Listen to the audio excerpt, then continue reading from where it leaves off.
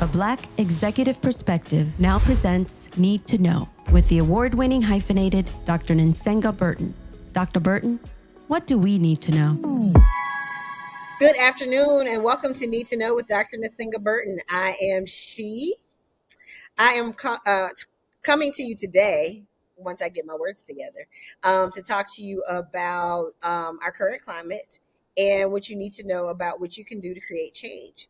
I've been alarmed at the number of people who really have given up and have said, oh my gosh, this is what it is. I can't believe where we are now. There's nothing that can be done. And to those people who are losing hope and faith, I would just want to encourage you that change is slow, but it is sure. So there's always, and that's something I got from my mother, Beverly. But there's always something that can be done. And I know a lot of people are feeling trapped because they're in corporate positions or they're just blessed to have a job in this particular climate, especially when Black folks are being targeted for eliminations. I mean, we even have this public debacle with, Lisa Cook, who is standing her ground and like, no, you do not have the authority to fire me. I'm not going anywhere. And the appeals court and the courts are upholding her position. So I just say, there are examples around of people who are standing up and who are winning against the current regime. And so I just encourage you to find those examples in your everyday life and then to also be creative in the ways that you can support. So what you need to know is that it's not always taken to the streets. It's not always marching. It's not always protests, but you can do targeted boycotting. So, for example, even the Target boycott that's been very impactful and effective, and Targets are actually closing in some areas. If you had said that to us, 2 years ago, somebody, Black folks are going to boycott Target and they're going to start closing stores. Someone would have said that's crazy. It can't be done. It won't happen. Target's, too big of an organization or corporation and all of the things. Oh, there won't be enough impact. Blah blah blah. But it's happening. It's being done. Change is slow but sure. All right. So you have to make sure that you are doing something. And even if you're in a job where you can't have a public opinion, for instance, where you think you're going to have a public opinion, um, then you can look out into society, the news, or whatever, and find examples of people who are really making things happen. They're creating change, and it is slow, but it is sure. And so there are different ways that you can participate in fighting back, whether it is deciding to not patronize a particular business because they have made their politics public. For example, you may not want to support the NFL anymore because they have said repeatedly that politics don't have a place in sports. We know that to not be true historically and otherwise, but repeatedly when it comes to Black people and our voting rights and our human rights and all of that, there's no place for it. But then when it is in service to some of the I would say patriarchal and white supremacist ideals that the owners like to uphold, then they change it and they do different things. And so, you might decide, you know what, I'm done with the NFL. I'm not going to buy any more merchandise. I'm not going to be a season ticket holder anymore. I'm not going to watch the games. In fact, I'm going to counter program. I'm going to watch something absolutely opposite to NFL football. Now, you might have to find something to do Thursday, Sunday, and Monday nights, but you will be able to create some kind of change in that way, affect some kind of change, and it'll help you mentally as well. You can also give to organizations. We're still finding out now about all the Black celebrities and non-Black celebrities, white folks too, who were giving money to progressive causes back in the day that you would not have known about unless you read their biography, memoir, or a family member hadn't said, oh yeah, Prince used to give, $1 million a year to such and such or whatever. You can quietly give money to organizations. And you can give it in different people's names. You don't have to give it in your name. You can give it in somebody else's name, so that people aren't aware that it's actually you who's doing the giving. But you can give to progressive causes. You can give to various organizations. You can support Local journalists, independent journalists. A lot of journalism now is corporately owned, but a lot of it isn't. So you can support your independent Black newspaper and donate money. A lot of them have nonprofit arms. You can give money to their foundations and things of that nature. So, and I know money is tight. So there are other ways that you can, fight back. And there are other ways that you can participate. You can organize, small groups. It could be just you and your friends, you and your family members, where you strategize about, what do we want to do, with our local school system. I think it's fascinating that, white supremacists feel perfectly okay with going to school systems and saying that we have to have this, and they, remove books and do all this kind of stuff. But what about us? Why can't we organize and say, "Oh, actually, we need to have these things too. So this is what we need in our schools, and organize as well." So there are lots of things that you can be doing on a smaller level, that will have maximum impact. And it might take a little longer to get that influence out there, or to get the changes, or to see the changes that you want to see, but it can happen. But you don't have to sit here and stew. You don't have to sit here and be like, oh my God, my life is over. We live in a white supremacist regime. We are in the United States. It's foundational to the United States. I was just telling my girlfriend today on the phone, one of my friends, I said, I mean, it just feels like it did when I was a kid. I thought we had moved past it, but I was like, well, damn, we're back in Virginia. Like, I feel like it was when I was a kid. I'm disappointed that that's where we are, where I'm like, oh my gosh, we've gone like completely back to where it was when I was a kid. But it is what it is. But we didn't stop. We didn't quit. We just kept going. And if our ancestors had quit and stopped, we wouldn't be here.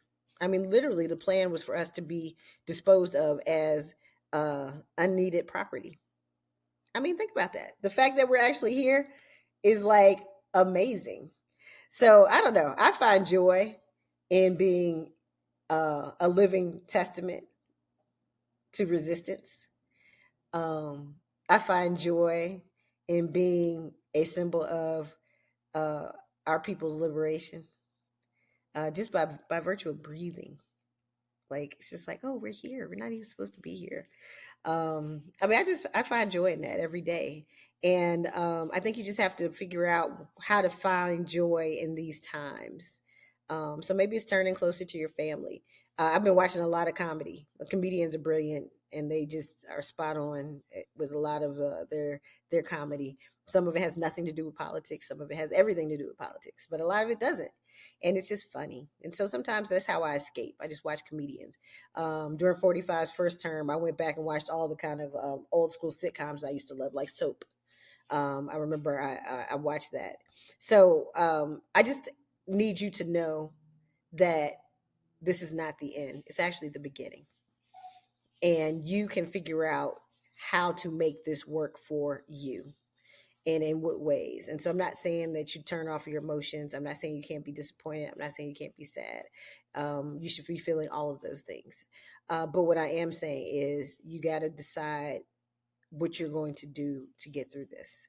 And there are ways that you can contribute to the cause, other than marching and protesting and fighting, or falling into the trap of going up against the military and the police, which you cannot win. Um, and I'm not saying that because, I'm always a person like, we can always do it. No, it's set up that way. So how are we going to do that differently? How are we going to fight back in a way that is productive and constructive and works for us? This whole idea of a radical left does not exist in the United States. If you know anything about world history, I don't even know what they're talking about. I don't even think we have liberals in the United States. I don't think we have progressives, like, really, honestly. But, I can't say that too often out loud, because then they call me like a communist or a socialist or all the other words. And I'm not those things either. But I was like, we definitely don't have a radical left here. So you can just go ahead and relax about that. Doesn't exist. Ain't shit gonna happen. Not the United States, not even ready for a radical left. Have no idea what that is.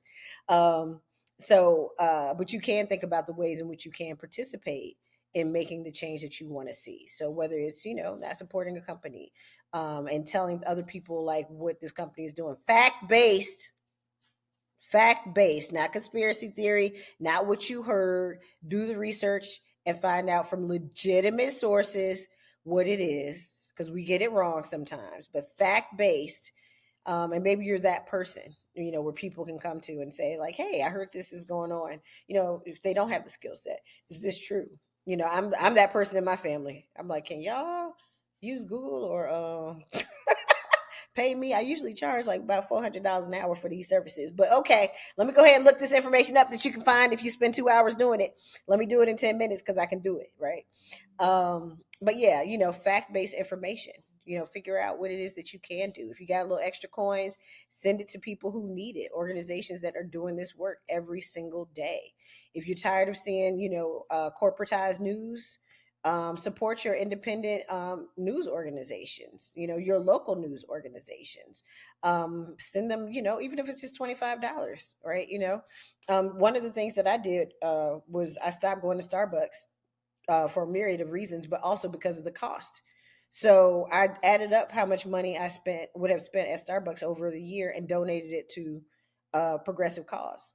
Right. So that's something you can do. Like, it takes discipline, but you can do that. It's like putting money in a jar or something until you give it to them out and go buy what you want or get what you want. So there's just ways to be creative. But what I want you to know is to not give up. To not give up. We need you here. We need you in the struggle. We need you in the joy. I mean, I think it is revolutionary, and I'm not the only person. There's scholars who've said this. There are activists who said this. There are people where rest is revolutionary. Choosing to take a nap is liberation. It's liberatory, right? It liberates you.